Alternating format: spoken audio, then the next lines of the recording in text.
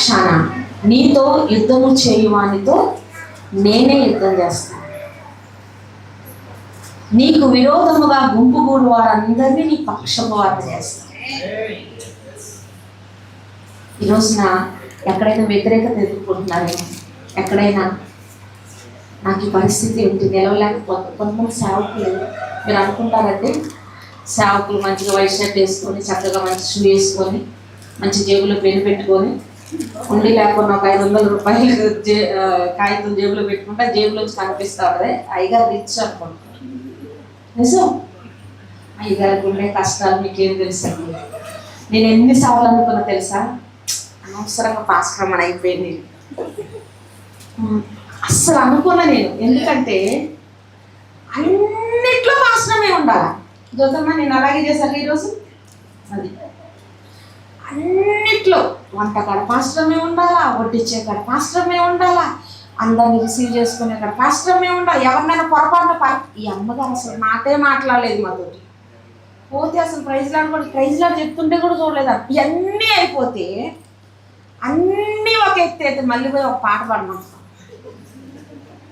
అస్సలు మామూలుగా కాదండి, మామూలుగా అసలు మనిషిని పిండి పారేస్తారు అనమాట. నేను చాలాసార్లు అనుకున్నా, నీకేం అస్సలు బాగలేదేసయ్యా ఇట్లా చేయటం, నన్ను ఎందుకు పాశ్రమం చేసింది ఏడుకొచ్చింది నాకు చాలాసార్లు. అస్సలు కాళ్ళకి చక్రాలే. నాకైతే మాకు మీటింగ్ పెట్టారంటే వచ్చిన వాళ్ళందరినీ పలకరియాల. ఈ పాస్టర్ గారు పలకరియకపోతే ఎవరు ఏమనరు, మాస్టర్మ్మ గారు పలకరియకపోతే చచ్చిపోయింది. ఇక నిజమే, ఇంకా ఆడోళ్ళు కదా, ఆడోళ్ళు అసలే ఆగారు. ఇక అమ్మో ఈ అమ్మగారికి కొద్దిగా కొంచెం నలుగురు పెరిగేసరికి అమ్మగారు పెరిగిపోయింది, అయ్యగారికి పెరిగింది అందరూ. నేను ఒక దైవ సేవకుడు చెప్తూ విన్నానండి. నేను ఒక దైవ సేవకుడు చెప్తూ విన్నాను. ఇంటింటికి వెళ్ళి గృహ దర్శనాలు చేసి అందరితో మాట్లాడి అందరికి ప్రార్థన చేసి అయ్యగారు మంచోడైపోతారు. ఈ అమ్మగారు ఆడికి పోదు. వీళ్ళు ఏమనుకుంటారంటే ఈ అమ్మగారు ఆడికి రాదు, అసలు ఇది ఎవరింటికి రాదు అని అనుకుంటారు.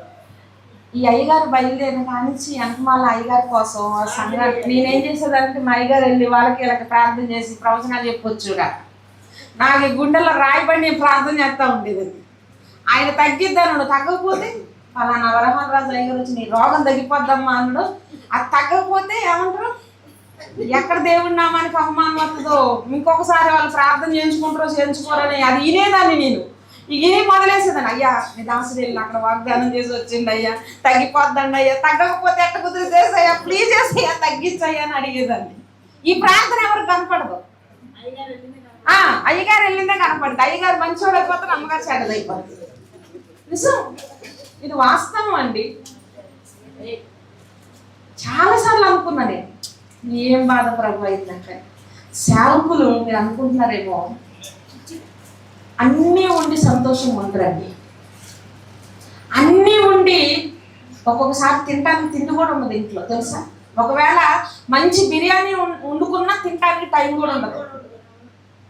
ఒకవేళ తిందాము అని కూర్చోగానే మీరు ఫోన్ చేస్తారు ఎవరో ఒకళ్ళు, అయ్యా నాకు అస్సలు బాగలేదయ్యా, మీరు ఒక్కడుగు వచ్చి ప్రార్థన చెప్పండి నేను చచ్చిపోతున్నాయ్యా అంటారు. అంటే ఆ ప్లేట్ అడబడేసి రావాలి, తినబుద్ధి కాదు ఇక. ఎందుకంటే కన్నాం కదా, తినబుద్ధి కాదు, ఏమైపోతారో వాళ్ళు పాపం అని అది అడబడేసి అక్కడికి వచ్చి మీ సమస్యలన్నీ విన్న తర్వాత ఇంకా తినబుద్ధి కాదు. నిజం, అన్నీ అంటే ఈ భారతదేశం చుట్టూ కాపలా కాస్తున్న సైనికులు ఎలాగైతే కుటుంబాన్ని విడిచిపెట్టి ఆ బోర్డర్లో కాపలా కాస్తున్నారు చలికి ఎండకి, ఒక సైనికుడికి ట్రైనింగ్ ఎలాగిస్తాడో మీకు తెలుసా. అంతకంటే డబుల్ ట్రిబుల్ నల్లగొట్టి రోడ్లు వేసి చెత్తగొట్టి తెచ్చి మీరేమనుకుంటుంటే అయ్యారు ట్రైనింగ్ అయ్యిందేమో వచ్చి సేవ చేస్తారు. ట్రైనింగ్ అక్కడ కాదు అయ్యేది, రహస్యంగా రుద్దుతా ఉంటాడు దేవుడిక. రుద్ది పచ్చడి చేసి ఉప్పు చూసి కారం చూసి ఉప్పు చాలలేదని ఒకసారి దంచి, కారం చాలలేదని ఒకసారి దంచి, వెళ్ళిపోయి నలకలేదని కాసేపు దంచి తీసుకొచ్చి ఇక్కడ నిలబెడతారు. ఆయన తట్టుకొని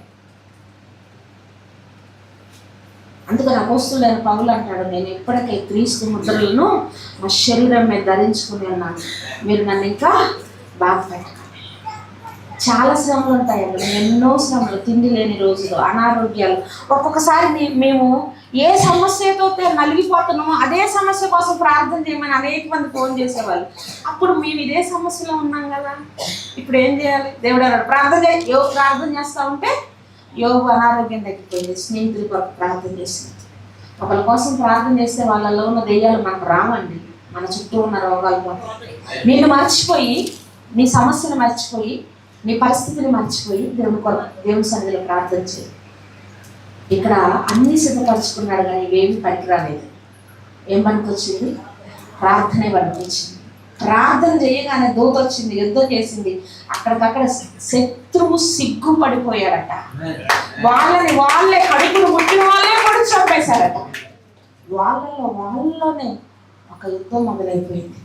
అందుకనే నువ్వు ఎప్పుడైనా సమస్య వస్తే పరిష్కారం నువ్వు ఆలోచించుకో.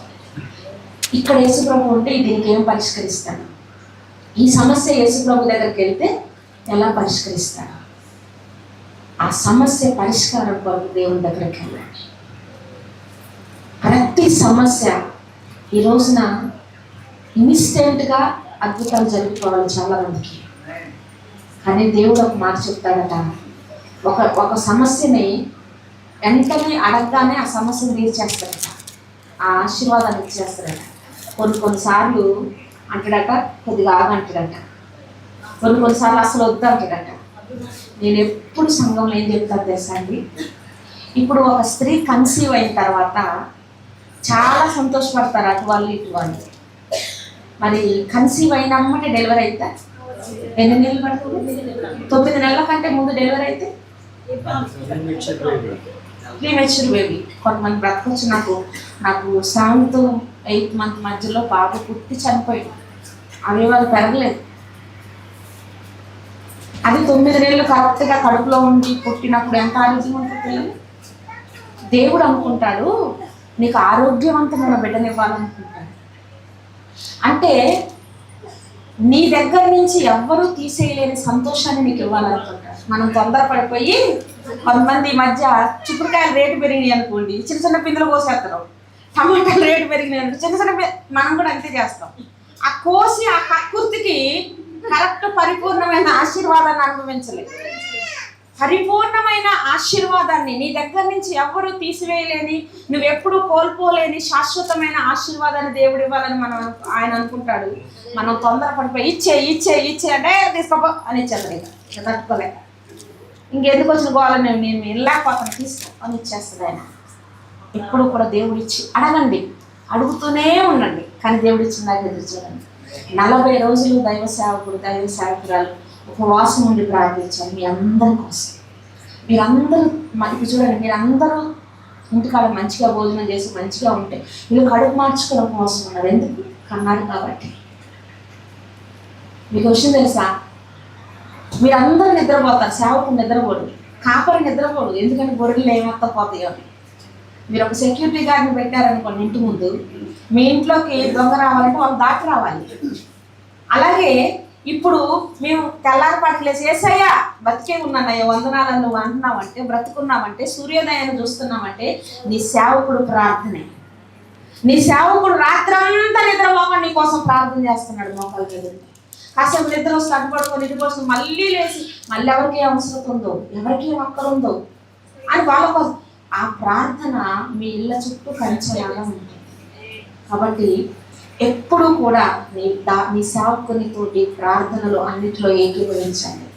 ఆయనకి తోడుగా ఉండండి. ఆయన అన్ని విషయాలు అండగా ఉండండి. ఆయన ప్రోత్సహించండి.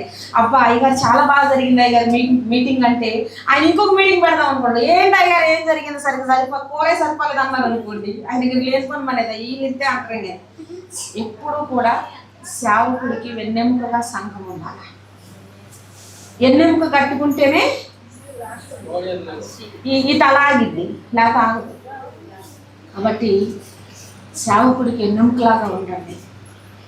ఏ విషయం వచ్చినా భయపడకండి. ఫస్ట్ మీ సేవకుడికి చెప్పుకోండి, ప్రార్థన చేయండి. మీ పక్షాన కార్యం చేసేది ఆయన ఒక్క మాట చెప్తే మీ స్థితే మారిపోతుంది. ఆయన ఒక్క మాట మాట్లాడితే మీ పరిస్థితులే మారిపోతాయి. అందరూ లేచి నిలబడదాం ఒకసారి. ఆయన ఒక్క మాట కొరకు, అయ్యా 40 రోజులు నా సేవకుడు ఉపవాసం ఉండి